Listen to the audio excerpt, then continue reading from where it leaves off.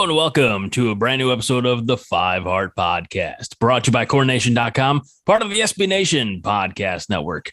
I am back. Gosh darn, feels good to be here. Greg Mahochko, that's me. That's a horrible way to introduce myself. So I'm obviously a little out of practice. Joining me, the two guys who hold the fort and, when necessary, hold each other. We have our founder and fearless leader, John Dam Johnston. Say hello to the nice people, John. Hi, nice people. Perfect. And, of course, as always, Todd Wolverton. Hello, Todd. Hi, Greg. You're looking excessively handsome tonight. Thank you. I'm not entirely sure how to take that, but me and this beverage here say it's going to be a good night. Excessively handsome. My wife doesn't even say that. Well, somebody's got to be there to. His wife does. That's a good question. I'm sure that you got, you both have been married longer than me. There's no secret about that. You have children older than, well, not older than me, but close. I feel like we're all husbands, maybe not across the globe, but I think, we're all pretty complimentary to our ladies. When my wife calls me, I greet her with hello, beautiful, or hello, gorgeous. And dude, are you guys getting reciprocated on that as infrequently as I? Like, do your wives just say, oh, hi, handsome John? I mean, not that that's what she would say, but I mean, you know what I mean? Let's have a little. We're going to start the show. Those expectations died decades ago. Yeah, I'm just curious. I'm just curious. I haven't heard anything like that in a long time. I can't speak freely right now. They're still downstairs in the next room. John, blink twice if it's safe. Are you being held against your will? All right. Well, we started the day with John asking the question of, what are we going to talk about this week? And that was roughly 12 hours ago, maybe 10. And since then, boy, the Big Ten hath blown up, bringing in at least two teams from the Pac-12, two teams from sunny Southern California, who I don't really think are going to be used to playing in these cold Midwestern climates. USC and UCLA apparently approved to be added to the Big Ten. Guys, what the hell's going on with college football? Well, I'd say the whoredom has reached a whole new level. We were whores before, but wow. I mean, think about this. I want you to really consider this, all right? Earlier, like in the last year, the Big Ten, the ACC, and the Pac-12 did this thing where they said they were the alliance, so they could stop college football expansion and negotiating rights. Like, we're just going to try this 12-game expansion to see what happens with. And really, ESPN wanted, we'll take all the rights for that. And the College Football Playoff Committee was like, oh, we like ESPN because they're going to give us more money and more whores. And then today, the Big Ten, the conference throughout its history that has stood for the student athlete, about the welfare of student athletes, turned around and said, fuck your alliance, whacked Jimmy right in the back of the head when he wasn't looking, like we're in some kind of Sopranos show, and took the two teams that destroy the Pac-12 when they go away. That's pretty fucking ruthless. You know what I mean? That's a level of whore that I didn't think the Big Ten had in them. And I guess I'm sitting here and I'm thinking, should I be impressed with this level of ruthlessness and absolute just like, yeah, there's bags of money and we want it? from the Big Ten, or should I be utterly disgusted at this? Todd? You have framed it in a typical John manner that I guess I hadn't thought of, but I have to agree with you. The fact of the matter is that the Big Ten also likes to hold itself up as, institutions of integrity and Paragons of virtue. Yes. Legends and leaders. Right. Oh my God. All of these, philosophies, I guess, if you will. And there's been, kind of looking down your noses at those hicks in the Southeast Conference. Right. And that attitude that we're better than them. And we got more to life than, football on Saturdays, all this kind of crap. And it's crap. It's garbage. And, for, the Big Ten, to turn around and whack Jimmy, you know what I mean? Under the flag of truce, so to speak. It's unreal. But why should we be surprised? I mean, the reality is that, some people might say the end of college football as we know it is now upon us. Well, that ended. Maybe, I read someplace that probably ended when Texas wanted to negotiate their own television contract. And look where we're at now. Truth of the matter is we may add some teams to the Big Ten Conference, but this isn't over. And eventually there's going to be some kind of a super league of 30 some odd teams. And there's schools that probably feel really safe right now because they're in the Big Ten or the SEC that will be on the outside looking in when the dust eventually clears. You're muted. First of all, Todd, I'm glad you were able to turn it around and blame Texas. They did kind of set this off. Sure they did. Go ahead. It reminds me, I'm trying to draw parallels to another like outrageous big money, but oddly enough, originating in Texas when the Texas Rangers gave Alex Rodriguez that huge contract. And then we started to see an explosion of Major League Baseball contracts. I'm just looking for things that I can, stones to hurl at Texas. Before we get too far down this rabbit hole, another report came out not too terribly long ago that Oregon and Washington have also applied for membership in the Big Ten. Now, with the exception of maybe Stanford's had some recent success. I mean, you're pulling away the creme de la creme of a Power 5 program or a Power 5 conference. The Pac-12, if it wants to remain solvent, is going to have to say, okay, well, Wyoming, I guess if you want to in, now's your shot. I mean, this entire thing, in this offseason, we have had the conversation about conference realignment. And I think I brought up college football was at its best with smaller regional conferences. Mm-hmm. I don't think there's anybody in this chat or in this conversation, anybody watching or listening at home, at work, on the road, wherever they may be, that can't say that the Big Eight was the best.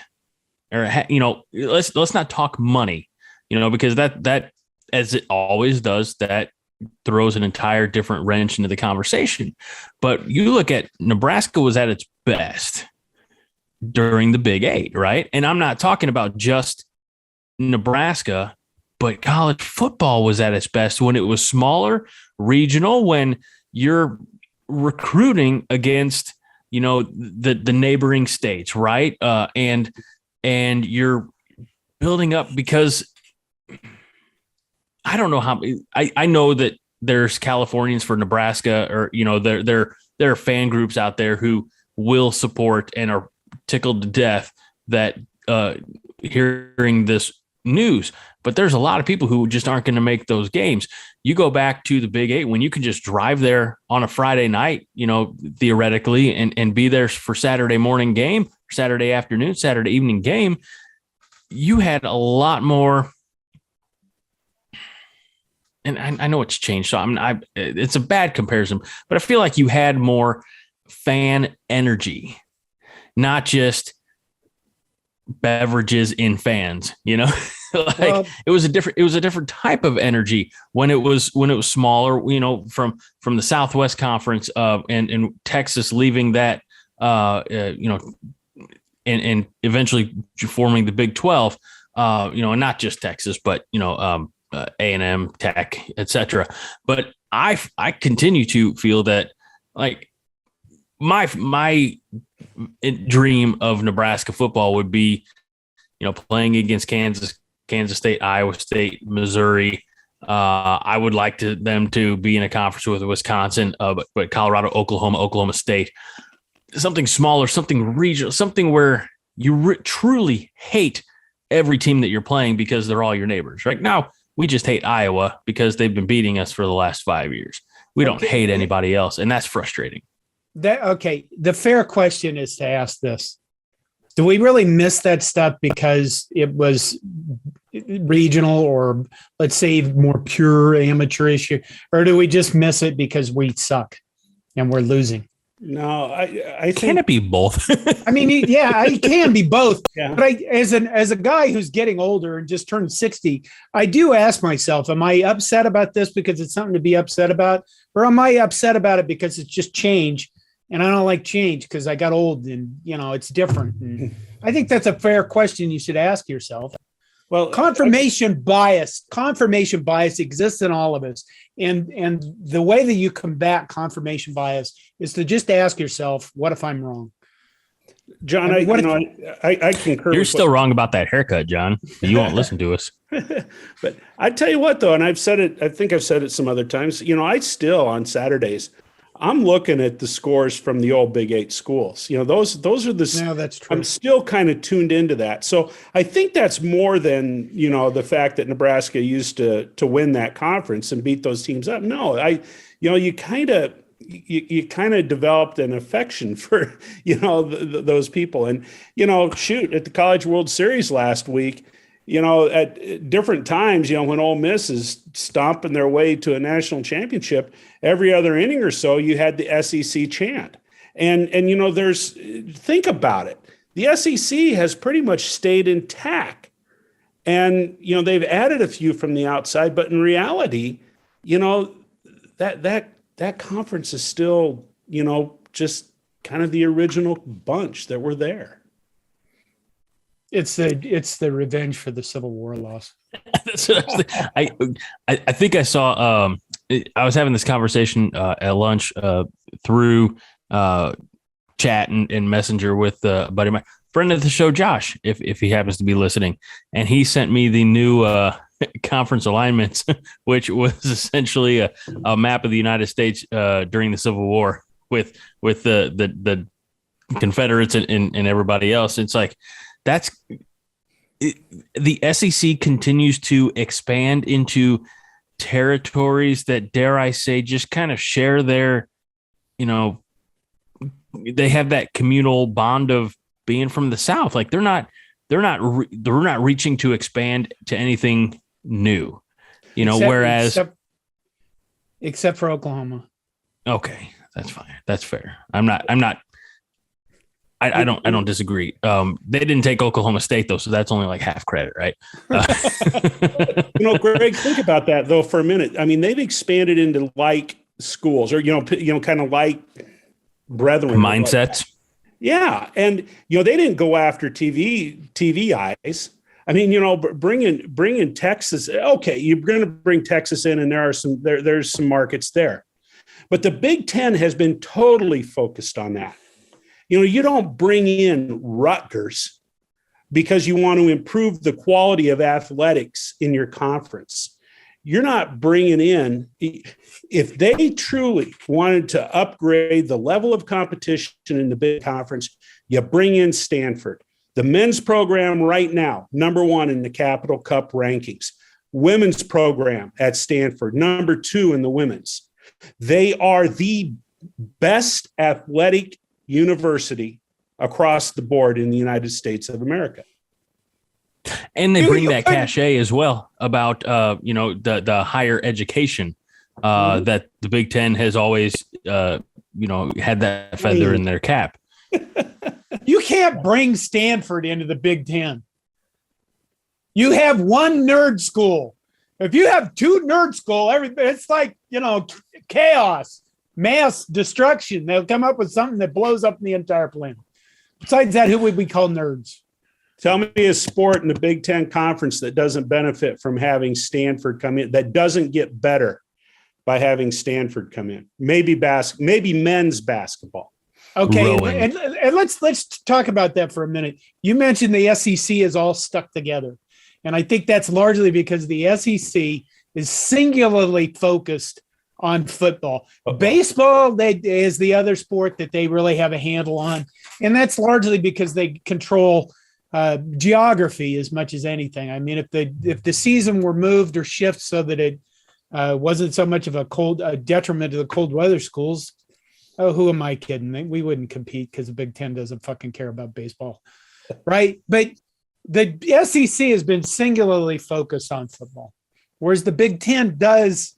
They are the wrestling conference. They are the volleyball conference. Mm-hmm. I don't know, lacrosse, maybe. I don't know. I don't know lacrosse well enough, but hockey. Stanford would be a good addition in volleyball. Right. Yeah. But I think you're right about them focusing on. Well, they're focusing on money. Do you know why they're focused on money, Todd? It makes the world go around. Because they're the biggest whores. That whack Jimmy didn't even fucking think about it. What about his wife and children? Fuck the Arizona schools. That's what they said. One of the other guys looked at him and said, what about the Arizona schools? Fuck those schools. Kabam! By the way, everybody's learning this already because they've seen the post, they've seen the episode pop up in their podcast feed. The 5 Heart Podcast titled this week is "The Big Ten Whack Jimmy." I think Jimmy probably needs a more. Who's a Jimmy for UCLA or USC? No, they didn't get whacked. Jimmy's in one of the other schools. I couldn't remember their conference commissioner's name because nobody cared. Nobody cared about their conference commissioner's name. In fact, probably one of the most revealing tweets tonight was, and it was done by a few people that said, this is why this is happening is because right now BTN is covering this live and the Pac-12 network is showing reruns of volleyball. And that's really comes down to what it is the Pac-12 failed so badly at this whole network thing. I mean, really bad. Like I couldn't have fucked it up worse than they did. They're the wish.com version of ESPN Classic. Man. How about that? I don't, there's good in there. I mean, is there goodness? Yes, we're in the Big Ten. That's what the good is. Yeah. We're in the Big Ten for now, John, for now. No, I made this point when I was talking to that other guy we have, Husker Mike, in the media rights podcast. The one thing that Nebraska actually, I mean, we still have a huge football brand and we're going to watch football even if we're terrible, apparently. But we are gluttons for punishment. We constantly put out the highest viewing of volleyball games, of other women's basketball games. You know what I mean? Those games, softball, those games are Nebraska fans eat that shit up more than anybody else does. So not quite wrestling. I mean, I'd like to, I know that we have a huge wrestling following, but when you have Iowa, Penn State, things like that, that's good competition for all the right reasons. I try and figure. I feel like as the conference continues to expand, as it clearly will. I mean, with these potentially four teams, it's up to 18 now, I believe. If we're talking Washington and Oregon as well, I think it's only a matter of time until Pitt comes over, and then we can have Penn State and Pitt And then I wouldn't be surprised if we get Iowa State. Yeah. And then think about this. Think about this. Not for football, but basketball. If you had annual games, Kansas versus UCLA in conference play, Michigan State, UCLA. I mean, it's again. I completely agree. Where SEC is solely focused on the one thing that the SEC is good at, and Ole Miss winning the Big Ten, or the College World Series notwithstanding, the SEC is only good at two things: college football and fucking their cousins, right? So, wow. I mean, come on, they have Arkansas for God's sakes, and Mississippi State. What, Todd? And Mississippi State. You got to do something in whatever town is Mississippi State. I don't even know. Vegas. Starksville. Yeah. You would think that this is going to lead to a change in how they handle scheduling with the divisions in football. I mean, basketball, they can just, kind of add some more scheduled conference games, but in football, they're going to have to don't you think they're going to have to get rid of the divisions and go with this pod thing like the ACC did, or tell you what, whatever? They're talking almighty dollars. Screw the non-conference games. You got enough teams now. Play 12 Big Ten games. SEC, play 12 SEC games. I mean, you can't get the SEC to play 10 SEC games. Well, they're too busy scheduling Mercer and Citadel and junior high Pee Wee team from 1943. If the SEC's talking about having their own kind of playoff, well, then have your own little flipping world down there. Crown your national championship of the Confederacy. Wow. Jesus. Do you think this looks like the AFL or the AFC, NFC? What were they? They were the AFL and NFL, doesn't it?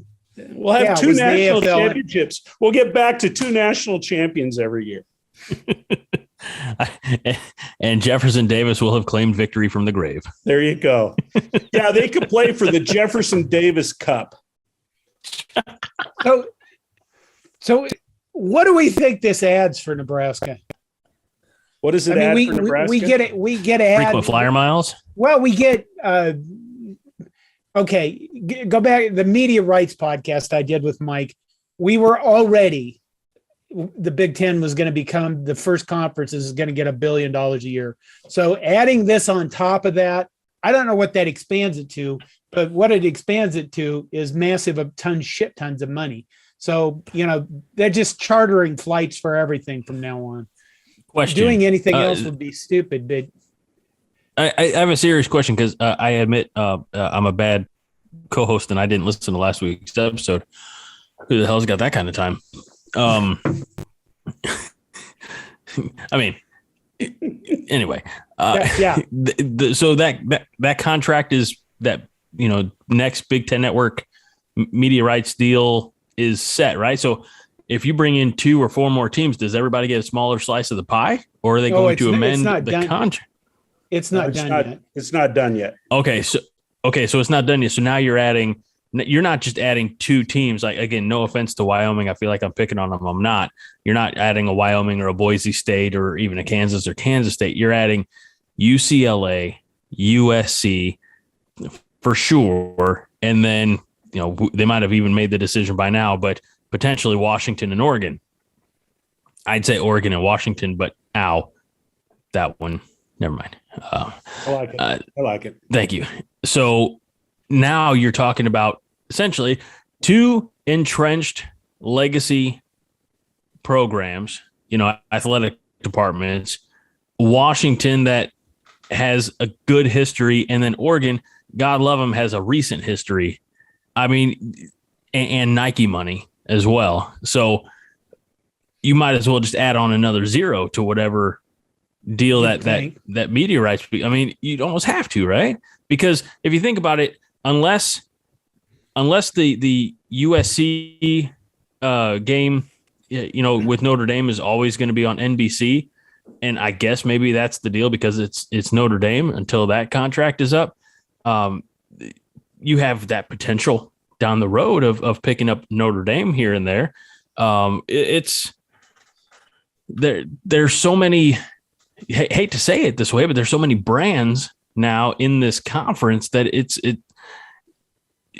I really just don't see how you manage to hold on to a Rutgers or Maryland, right? I mean, again, not to kick them while they're down, but what are they adding? What are they bringing to the table? Rutgers has got TV watchers. Yeah. I mean, you're not going to boot Rutgers because you got New York City and Jersey. But I've never heard, like, no offense to Rutgers fans, I've never heard of you. I've never had any interaction with a Rutgers fan. But they're gonna. But when you have the networks out there, and alums from Michigan State and alums from Iowa that live in that metropolitan area can watch a basketball game on television because the network is now there. I got you. That impacts that. But you, Greg, I want to. Wouldn't it be? And I go ahead, Todd. No, sorry. I wanted to jump on your Notre Dame comment. Because Notre Dame, right now, in essence is an ACC program with privileges and with benefits, ACC with benefits. And yeah.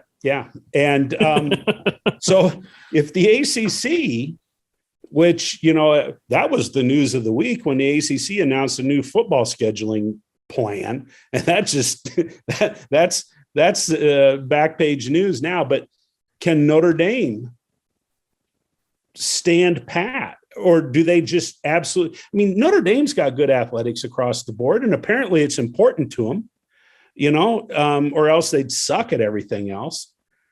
Can Notre Dame continue going it alone, in essence? Or no, they have to join the ACC, which is a middling conference. The Big Ten. Well, we don't know what the ACC has to do something here. Here's the thing with Notre Dame: the ACC owns basically.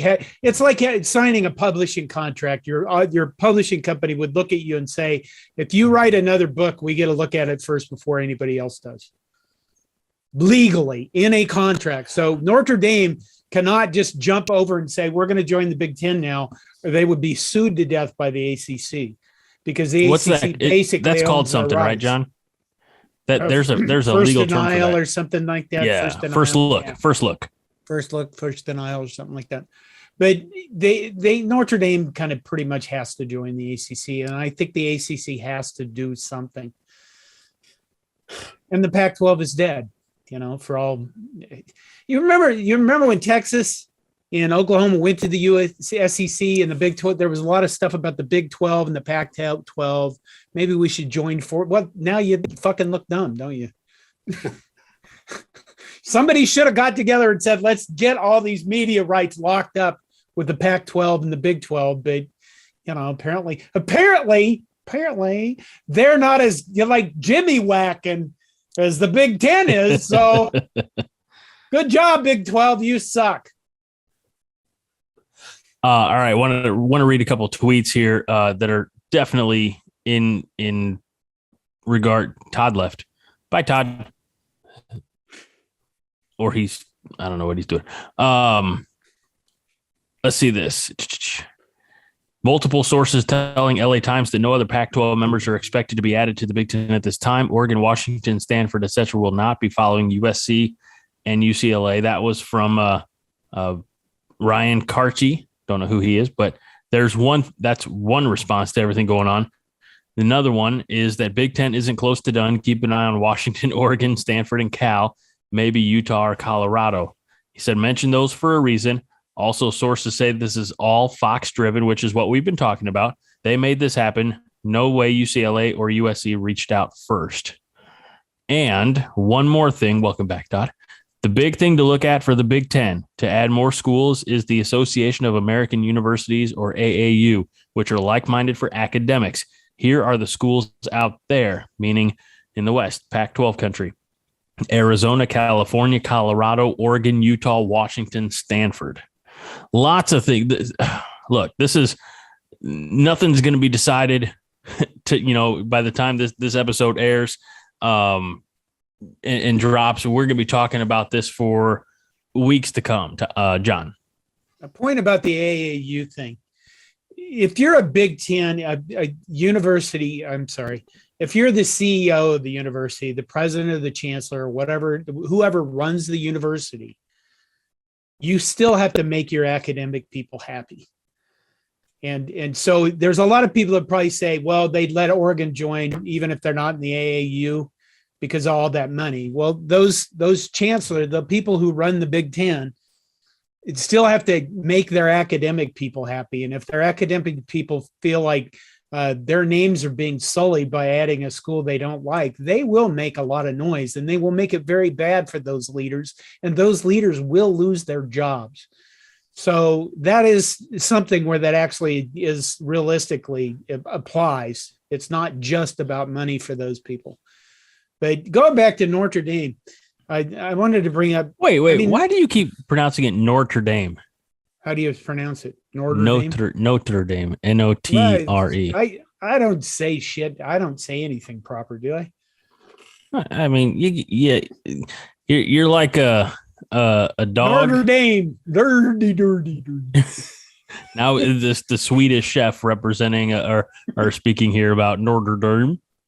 Wait, think about this for a minute. How big a deal this is, because the reason why Notre Dame and USC are rivals is because all the way back in the 1920s, Knute Rockne was the first coach in the nation. And it's Knute, motherfuckers. It's not Newt. Rockne. Let's just go with Rockne.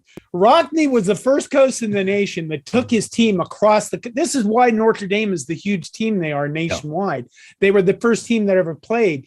But you're looking at two teams that literally have been in the same conference for 100 years, leaving that conference. And I mean, this would be like Alabama or Ohio State joining the SEC. This is just something that has to be so shocking for everybody in that conference, which leads me to my next subject. Earlier today, I tweeted on Twitter, because that's where you tweet. That is where you tweet. Yeah. I tweeted that I wouldn't be surprised if this deal doesn't kill college football fandom for a lot of people. And I'm still catching shit from it. The Iowa people jumped on it about Nebraska fans aren't fans anymore. And a lot of Nebraska fans are like, I think it's the losing that's doing it for me. But they didn't look at the big picture perspective. And that is watching college football on a Saturday. A lot of times it's an escape for people. And it's not an escape in the way that the NFL is, right? The NFL, everybody gets to draft. Everybody has a salary cap. Everybody gets the same shit, right? They have an equal opportunity. In college football requires that you suspend belief for a few hours and root for your team because you think that, maybe Boise State can make the playoff this year. Maybe Cincinnati can make the play. That's gone. And when you look out there, if you're a fan of Boise State, if you're a fan of Cincinnati, if you're a fan of one of these schools that is no longer going to be part of this massive machine called college football, you don't get that suspension of belief. You don't get that escape. You look at it and go, oh, good, we play a Big Ten team this week, and we're just going to get the shit stomped out of us because they bought everybody. And that's the reality of college football, I think, moving forward. And that's why when I look at it and I go, am I upset about this because I'm old and it's changed? Or am I upset about this because I think it's ultimately going to be really bad for college football?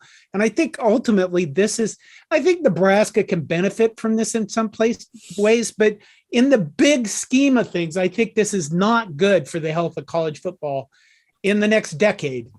I'll probably be dead by then again. So, I want to add on to that when these changes and these realignments and these additions and attritions take place. So 2024, 2025, when UCLA, USC are in the Big Ten, by that point, I think Texas and Oklahoma will be in the SEC. you'll have a college football playoff with 2 teams from one conference and 2 teams from the other mega conference. And you're going to have a whole lot of people on the outside looking in. And it's not, I mean, if you, this comes from a bad place because a lot of times I don't watch the national football or the national championship game anyway. But you're going to have a lot of people who maybe just are done with the machine and done with the whoring and the money, and are like, I don't want to see Alabama, Ohio State again, or Georgia, USC, or Michigan, Missouri. Like that'll never happen. But they're going to grow tired of major party A v major party 2, and they're gonna be like, I'm gonna find something else to watch on Monday night. Don't you think that one of the reasons why you have strong college football fans throughout the country that really could give a rat's ass about the NFL is because it has, at least at the Division I level, it has 120 some odd schools, and the Boise States have a chance. The Cincinnatis have a chance. And, that's pretty widespread across this country. And if it comes down to 30 some odd schools, there's a lot of people that I believe will tune out of college football, and simply because they don't have a rooting interest anymore. Yeah. Now, or they'll make the 2, mega conferences one step below the NFL, where, it's the NFC, AFC. You'll have Big Ten, SEC playing for a title, and then everybody else playing for another title. I mean, you'll have to incentivize this somehow with some level of competition and something for them to say, no, not everybody gets a trophy, but we've got these 30 whatever teams, earmarked for something, because they're always going to be in the running for it. Because with Oklahoma and Texas in the SEC, along with Georgia, Alabama, and then you have Ohio State, Michigan, UCLA or USC or Oregon, if they can ever win outside of, well, Oregon potentially moving over if they would win outside of their regional, their traditional Pac-12 footprint. But you'd have the same teams from the 2 conferences compete, and then you need something, because this is going to leave Clemson out. This is going to leave Florida State and Miami on the outside looking in, and I don't have any particular allegiances to any of those schools, and some of them I hate more than others. But it's going to leave them out. It's going to leave Oklahoma State. It's going to leave Baylor, Texas Tech. I mean, there is a litany of schools that are going to be like, well, we want to play for something, so we'll just make it up. Well, and I don't disagree with that, but I think that some of those other schools, the ones on the outside looking in, I think they ought to just give a big fuck you to the Big Ten and the SEC. And, let go eat from your own trough, because, right now the FCS schools, they whore themselves out, a Saturday or 2, maybe some of them 3 times a season, to get a big payday and go get an ass whipping. Maybe what happens is that, those other schools say, the hell with it. We're not going to be your whipping boys. You're leaving us standing on the curb, leaving us on the outside looking in. Play that 12-game conference schedule. Yeah. Play amongst yourselves. Yeah. And it's kind of, and this sounds stupid, but, the NFL doesn't play non-conference games. I mean, the NFL, they play NFL teams, So yeah, you gotta, the NFL is not playing the XFL or the USFL. They're playing other teams of similar, should be anyway, similar parity and equity. We all know it doesn't happen because you're always going to have the Jacksonville Jaguars. But yeah, I mean, I co-sign. Look, for two reasons. I co-sign the other D1 schools who have been left, behind, saying, "No, we're good. We'll play the Idahos or the Montanas or the North Dakotas. We'll play those teams. You'll figure it out. That if you want to play that, full speed." And I'm not saying the other schools aren't full speed, but if you want to play that NFL light type of competition, because that's the corner that you painted yourself into, have at it. Go with our blessing. You all beat the shit out of yourselves, each other for 12 weeks out of the year, and then figure out who's standing and who can go play the other team from the other conferences doing the same thing. Yeah, I mean, you think about it, Texas would be the only one in the entire state. There's Texas A&M, I guess, and the SEC, but I mean, that's a huge part of Texas. You just leave out of the mix if all this super conference stuff goes on. In Florida, like you said, Florida State, Miami, those Clemson. guys got to, Clemson, yeah, they got to go somewhere. They got to get Syracuse. happen there. Hey, they beat us in 1982, and I was pissed off and drunk. I know. So the only difference now is that you're not drunk. Yeah. I would think that when you look at this, all of this expansion and all this new money coming in, that there has to be some ramifications from the federal government. Because I'll tell you what, if I was, let's say, a U.S. senator who happened to be a Boise State alum, I would look at this and go, you know what? You're going to make that fucking much money. Guess what you can do? You can pay taxes on it and no longer be a nonprofit. And you can no longer have antitrust. You know what I mean? I would look at that and I would try to make it living hell. I realize our federal government's a fucking mess. When they want to do shit together, they can. This would be one thing where you look at it and go, I mean, all you need is one guy from the South who's an alum of a school that got fucked. And you're like, yeah, let's get together and Clemson, yeah, Florida State, yeah. But here's the thing, and John, something would happen there. I don't disagree. However, and I'm not saying this is a minor issue, but in the grand scheme of things, you'd hope that the federal government would have a few more bigger issues to worry about than those silly old colleges with their football. When I go to work every day, I got to deal pretty much with a Penn State alum and a Wisconsin alum. You know what? We do have bigger issues to deal with in life. But if I had to deal with an Iowa alum every fucking week of my life, you damn well bet I'd look at him and go, you know what? This is suddenly a big deal to me, and I'm going to make a law about it. If I was a senator, it would happen, and people would go, you have bigger things to worry about, yeah? Well, screw this Iowa guy. I'm stomping his life into the ground one way or another. So, yeah, they got bigger issues, but this all comes back to egos and feelings. That's how all this shit happens. And I do feel on that basis alone, John, I do feel that there's some congressperson at the federal level from some state who will be feeling the burn of all of this change, and they're going to try to make a name for themselves.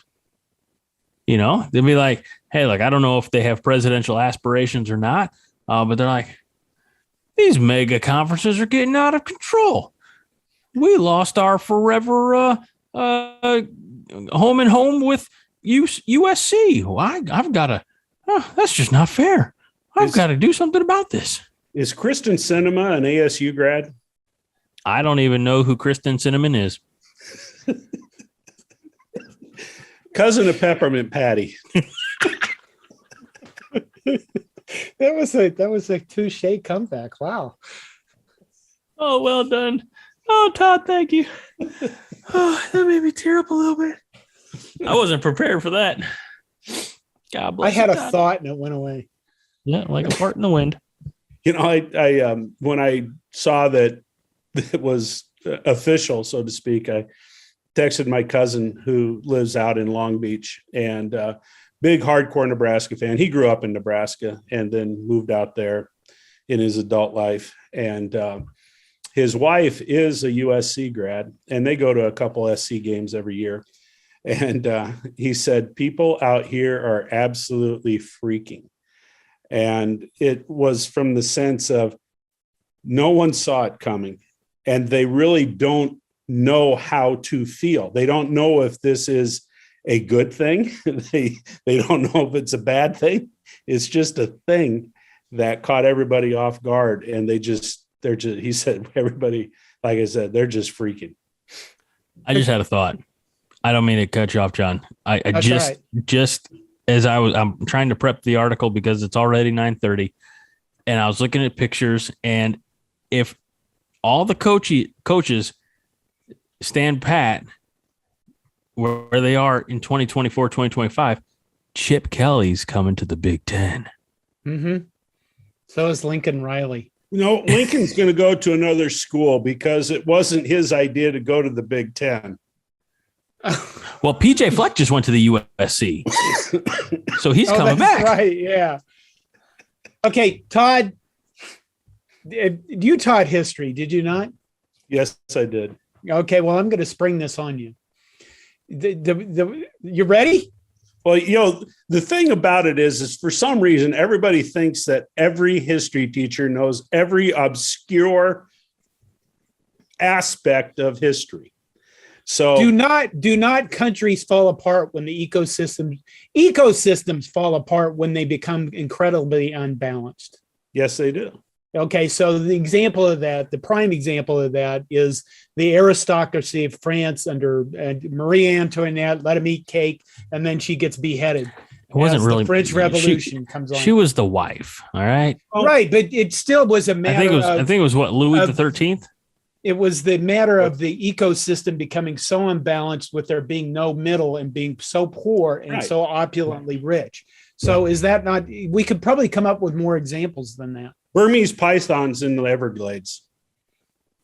The potato famine in Ireland, where they relied so heavily on one crop and it failed that millions of them died. But what you're saying is that historically, when an ecosystem is out of balance, bad things happen. Bad things happen, and then you have to readjust. Right. And there's going to be some colleges and universities and some head coaches that are going to make a ton of money. And no one has stepped in at this point to put any kind of structure around NIL. No one has stepped in to put any kind of structure around the transfer portal. The NCAA has been noticeably silent, even when Texas and Oklahoma said, we're going to the SEC. Yeah. The NCAA as an entity, I cannot believe is going to exist a whole lot longer.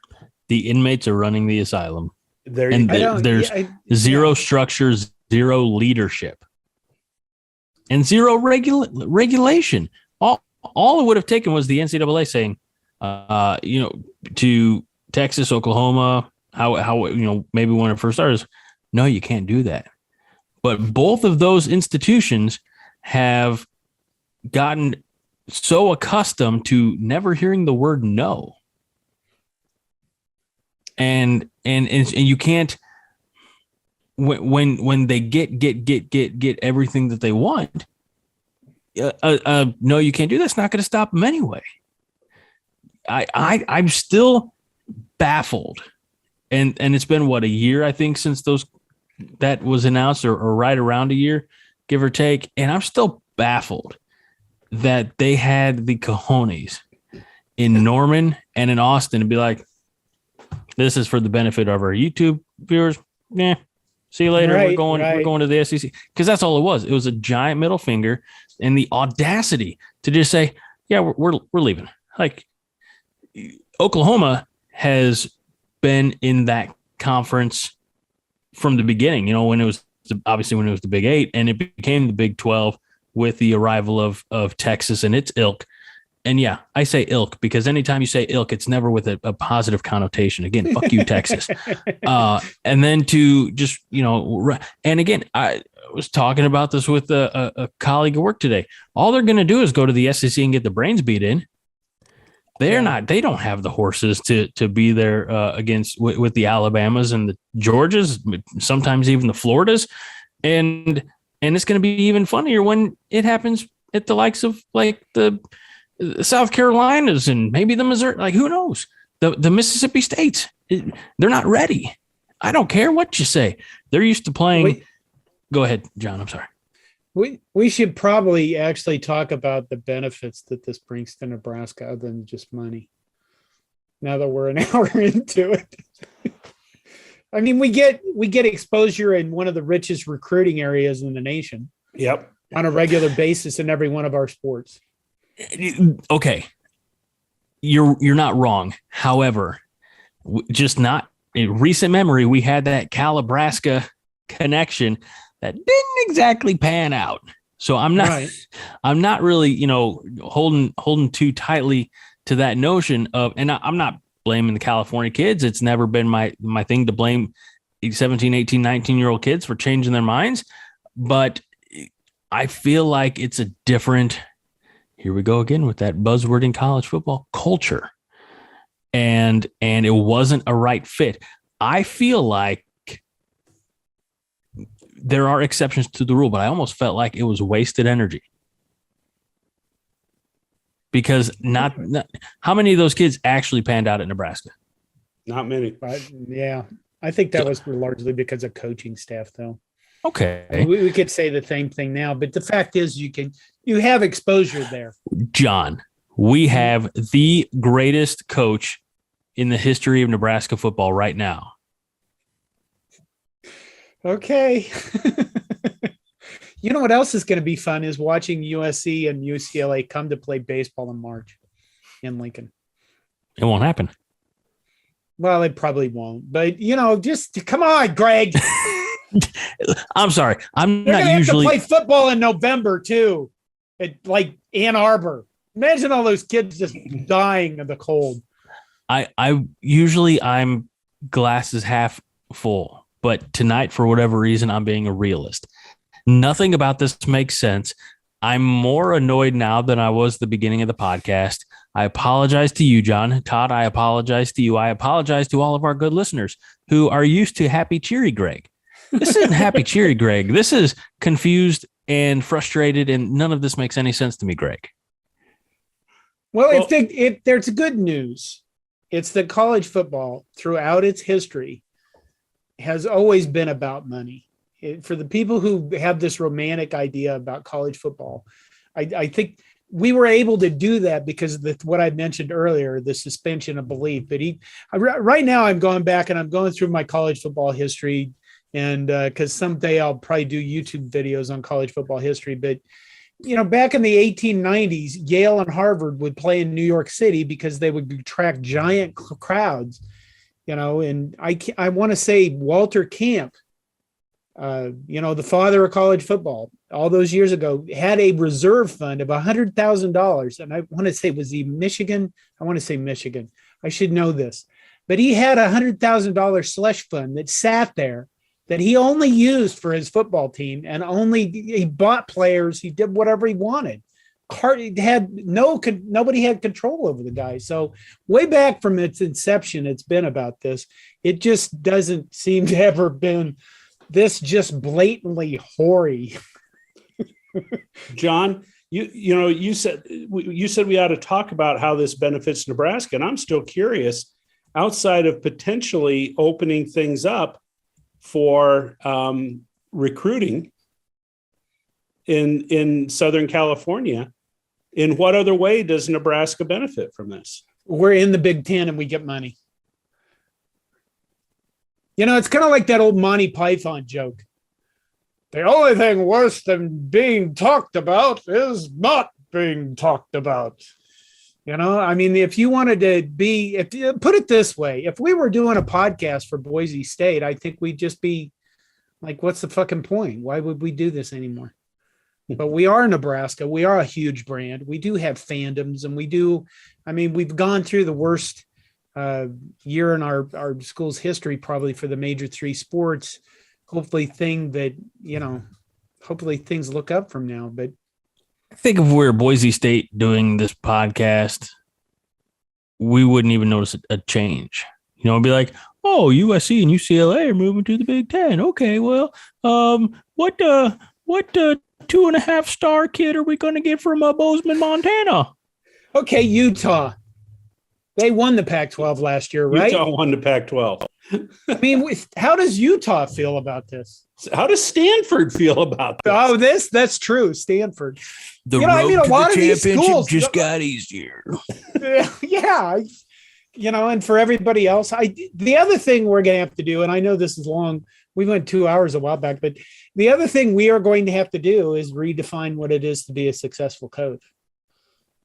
Realistically. Even Ohio State, listen, if you look at this schedule, if you look at this conference from top to bottom, okay, you're bringing in USC and UCLA, and you assume they're going to be at least decent. They're probably going to go through some very bad years at the beginning, because those guys don't play the meaty type of football that the Big Ten does. They're going to have to get beefier up front, right? So they're going to have a hard time, I think, competing in this conference. But even Ohio State, let's take Ohio State and Ryan Day of Michigan and Jim Harbaugh and say, okay, well, you lost 4 games this year, but you still won your conference or division or your pod and went to the championship game. That's probably a more real. I mean, when you look at the NFL, for example, an 8-8 team makes the playoff and maybe they win 2 games. Was that a shitty year for them? No, because they made the playoff and they didn't go out in the first round. I think it's just going to be massive changes from here on out. Now, here, I want to cycle back to something you just said, John, about UCLA and USC coming in and perhaps having to beef up and get used to the Big Ten style of play. We have very recent experience of systems coming into the Big Ten having to say, well, we hope they're going to have to adapt to us, and being very successful. So I feel like, speed kills. I just think that they're probably going to win the conference or play for the conference title first year in. That'd be hilarious. They have a couple of years to get ready. It would not be hilarious, and it would lend to the chaos that everybody claims they love in the last 3 weeks of the regular season.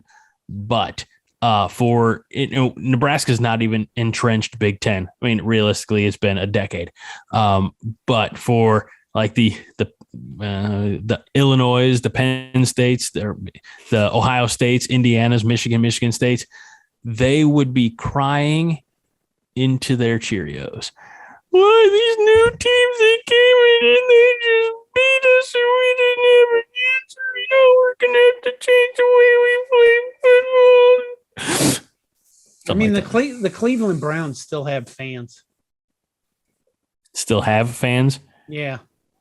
Even with the suspension of Deshaun Watson? Their history. They're tired. They're horrible, God, unbelievable, shitty history. There's still Cleveland Brown fans out there.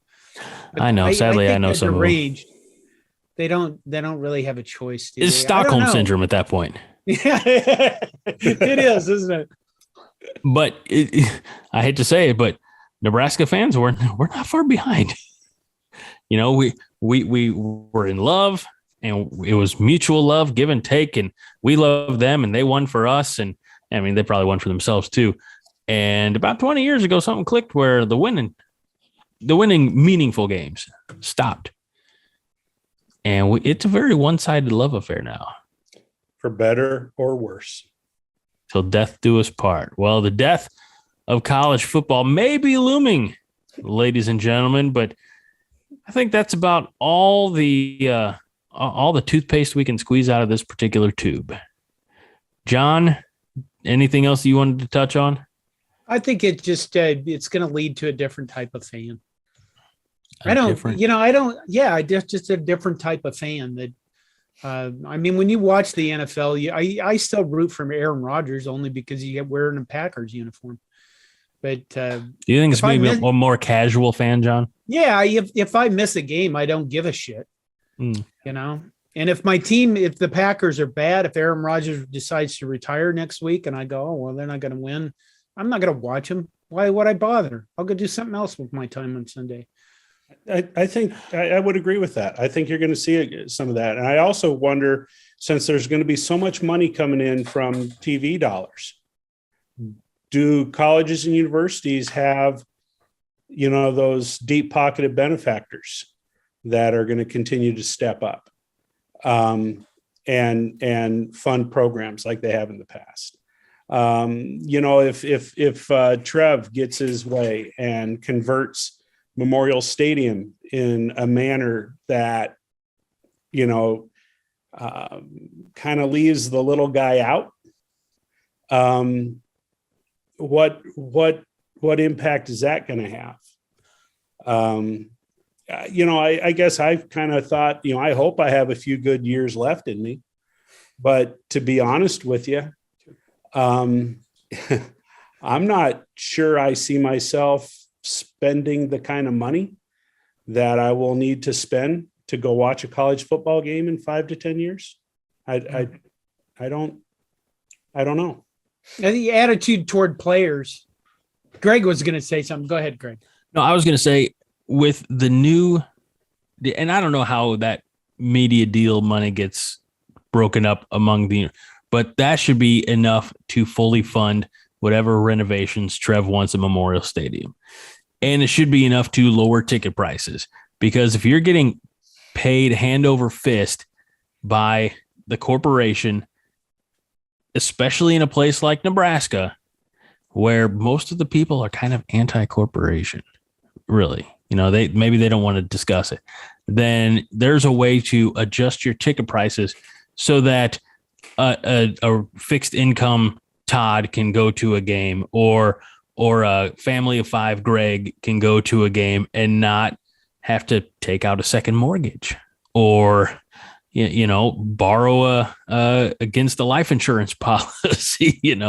Like there are ways to make the money meaningful, and you can do it based on the amounts that are well, haven't heard amounts that are reported to be coming in, but the amounts that are speculated that this is going to be worth, because the last one was massive and it's only going to get bigger, that you can take care of every team in that athletic department, every team, and still have plenty of money left over for the fan.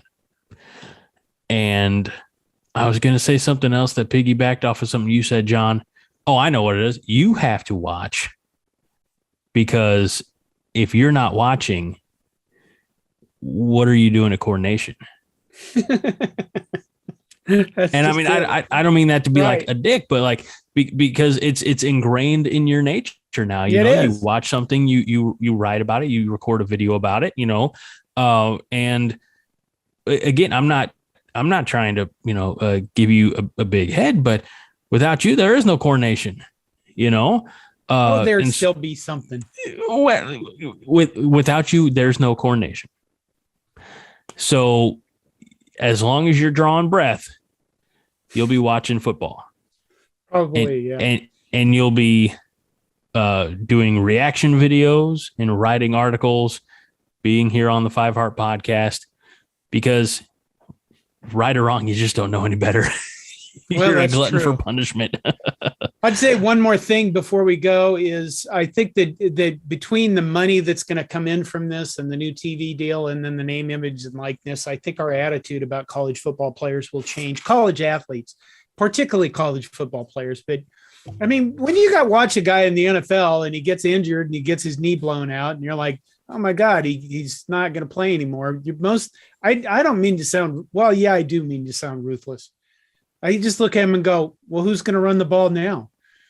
I don't really. ESPN's Tom Rinaldi made his entire career of having sad piano music while he was doing some heartbreaking story. And I could see maybe they still do those, but they're not going to have the same impact, because we're all going to look at it and go, well, fuck that guy. He should have signed a better Neil deal. You know what I mean? there's a romanticism that exists in college football. And I think that's the part that's probably severely going to be damaged in the next couple of years. Only time will tell. All we know is that more expansion, more conference expansion, and attrition is coming. Expansion of the Big Ten, attrition from the Pac-12. And we don't know if or when it's ever going to stop. We have shared our thoughts tonight, this week, this episode of the Five Heart Podcast. We're curious on your thoughts. So make sure that you leave us a comment if you're watching this on YouTube, and leave us a comment on Core Nation if you're just checking out the audio there, or Facebook, or wherever you find Core Nation, because we do this for you. I don't think you know, but without our opinions, you might not have any of your own. No, I'm kidding. I'm kidding. No, but we do. We value your opinions, your feedback, and we hope that you have some good. We want to know. I mean, since landscape is apparently going that way, what other schools, what other teams do you want in the Big Ten? Drop that in the comments, and I mean, we'll acknowledge it somehow. Maybe. We're kind of bad about reading comments. I want Clemson. But we want to see them. I want Clemson. Just so we can have one school full of people that go, I'm fixing to reckon. You want one school Twingy from school, south of the Mason-Dixon? They're dog, goddamn sons of bitches in football. They dog. Have you? You're from the Sandhills, aren't you, John? No, I'm from South. I'm Southwest Nebraska. Why? What does the Sandhills have to do with Clemson? I just feel like probably where you're from, there's some people there that don't talk like this, and that nobody talks like that. We all sound like Dick Cavett. I lived in Texas. Okay, I worked my summers through high school in Texas. Every time I'd return to Texas, it took me 3 days to start going back to mean. Know what I mean? Let's go up the tank and go fishing this weekend. all right. Well, enough of John's linguistic history. We just can't take any more fun of that. So for our founder and fearless leader, John Dam Johnson, for Todd Wolverton, who is with us as always, I'm Greg Mahochko, reminding you this and every week that Five Heart is all the heart you need. John? Go, Big Red. Sonny Barger, rest in peace.